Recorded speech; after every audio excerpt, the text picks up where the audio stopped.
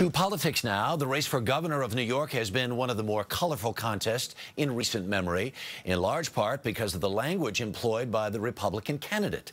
Who was offended this week? The latest from Chief National Correspondent Byron Pitts.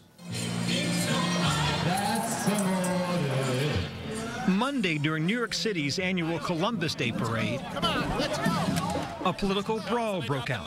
Republican Carl Paladino, the Buffalo multimillionaire developer, a Tea Party darling, and the self-described angry candidate, today pushed back on charges his comments over the weekend were anti-gay. I have absolutely no problem whatsoever with any gay rights.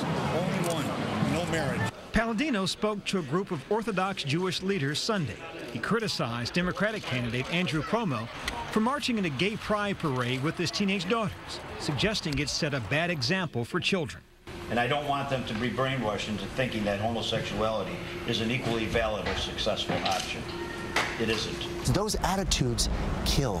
Gay rights advocates criticized Paladino's words and his timing after the assault of 3 reportedly gay men by an angry mob in the Bronx last week, and the suicide of a Rutgers University student that's been linked to gay bashing on the internet.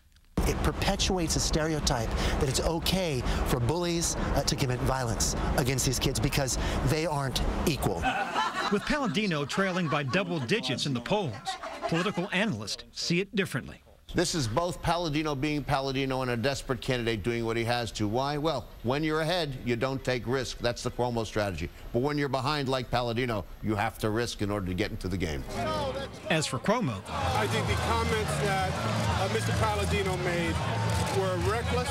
I think they were divisive. The two will finally square off in their first debate next week. Byron Pitts, CBS News, New York.